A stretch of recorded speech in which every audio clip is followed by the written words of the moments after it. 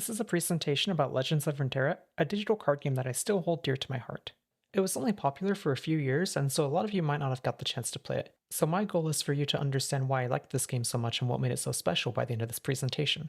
So what was Legends of Runeterra? It was a digital card game released back in 2020 that was mainly focused on PvP, until about 2024 when the focus was shifted towards the single player mode. It played like a mix of Magic and Hearthstone. The mana system was like Hearthstone, you didn't use any lands, but you got access to 1 mana every turn. There was more to it, and I'll get into the specifics of how it was unique later in this presentation. There's also plenty of interaction with the opponent's cards like in Magic, so you could react to your opponent's actions before they resolved. Also, the game took full advantage of it being a digital card game, so there were effects like RNG and card generation that you couldn't do in a physical card game.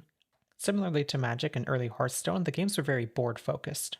There were viable aggro, mid-range, and control decks, but there were still, to a lesser extent, some combo decks too. Games were a perfect length, they usually ended in about 6 to 10 turns, which is a lot longer than certain games, cough cough Yu-Gi-Oh! It reminds me honestly of classic Magic before Wizards made the standard format a lot faster like it is now. And probably most famously, the game was very free-to-play friendly, which actually was a major problem that led to its downfall, which I'll get into later in this presentation. So how did a game of Legends of Runeterra actually play out? Well, like I was saying earlier, it played out really similarly to Magic and Hearthstone.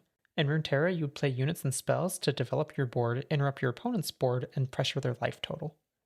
One key difference that made it different from Magic and Hearthstone, though, was that in Legends of Runeterra, instead of having each player have their own discrete turns, in Runeterra each player alternated playing cards back and forth on the same turn.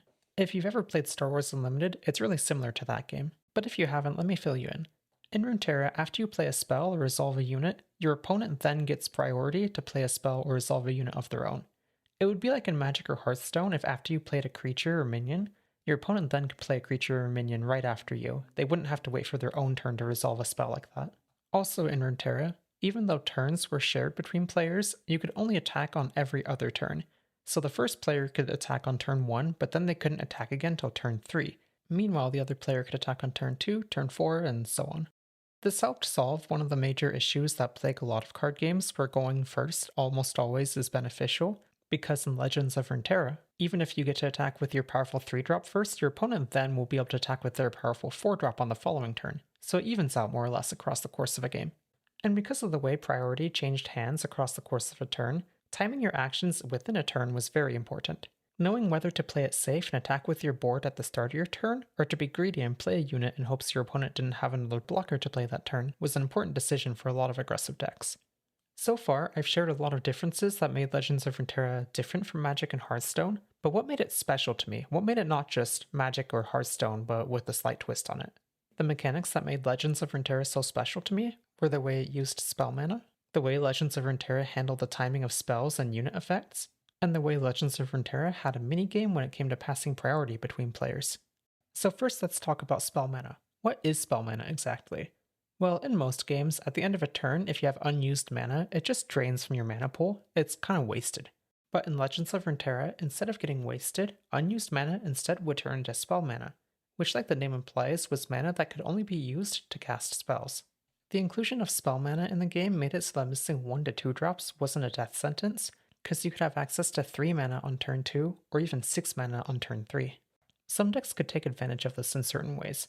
I played a deck built around the card Tri-Beam Improbulator, which is a card that rewards you for playing 3 mana cards. So having the ability to play 2 back-to-back 3-drops in the first 3 turns of the game was really good for this deck. The mechanic was very balanced as well, because it smoothed out the early game while not being too powerful. Since it was only 3 spell mana, it's not like you could play a 10 mana card on turn 4 or anything super crazy like that. And more importantly, even though you could bank mana in the early game, you were still encouraged to interact with your opponent, since the game avoided the problem that certain decks like Freeze Mage and Hearthstone presented, where you would just completely stall out the early game and just wait till the endgame to play your game-winning combo cards. Moving on, let's talk about how Legends of Runeterra handled the timing of spells and unit effects.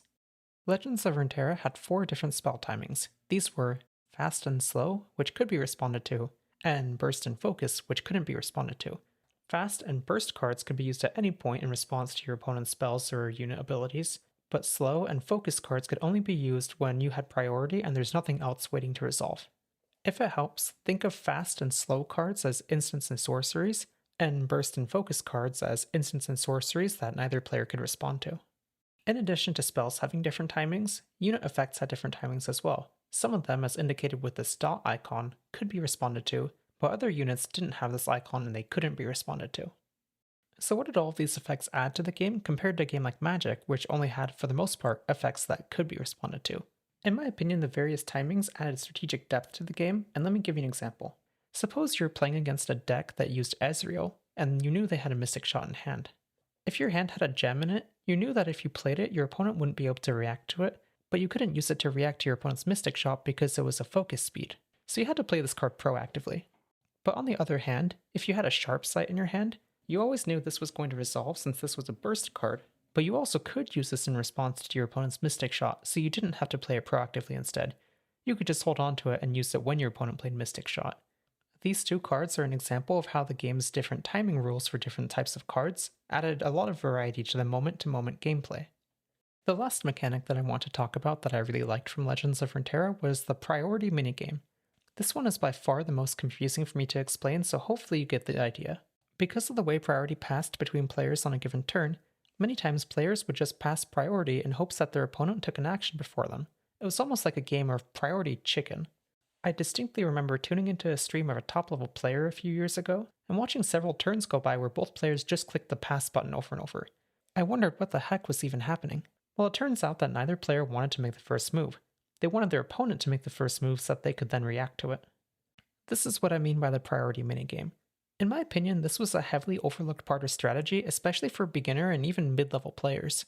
The priority minigame widened the skill gap between top-level players and mid-level players, and it wasn't obvious to mid-level players that you had to know exactly when to pass priority and when to cast a spell.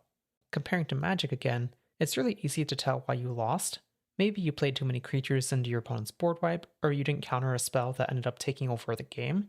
But in Legends of Runeterra, sometimes you would lose by being the first one to take a move, which isn't a lesson that was easy for a player to learn unless they were specifically looking out for it.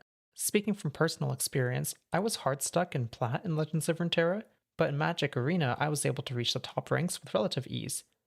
So I've waxed on about how special Legends of Runeterra was to me and all of the mechanics that I thought made it really good. But why did the game die then?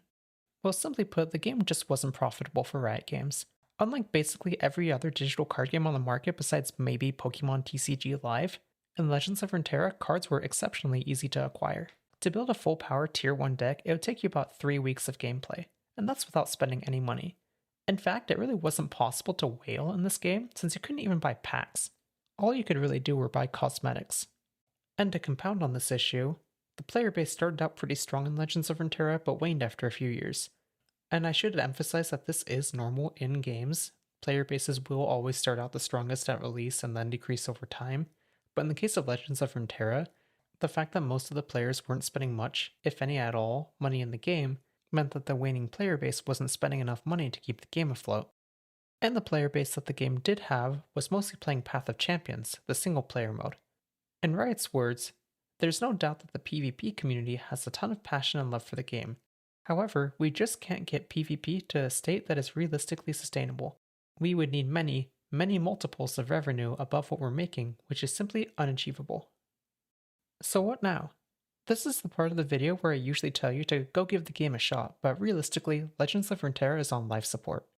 I mean, you can still play it, but if you do, you should know that 0 new cards will ever be added to the game. The PvP could be shut down at any time, player base is small, especially in the lower skill ranks, and the only changes that happen is cards rotating in and out of the format to keep it at least somewhat fresh and rotating.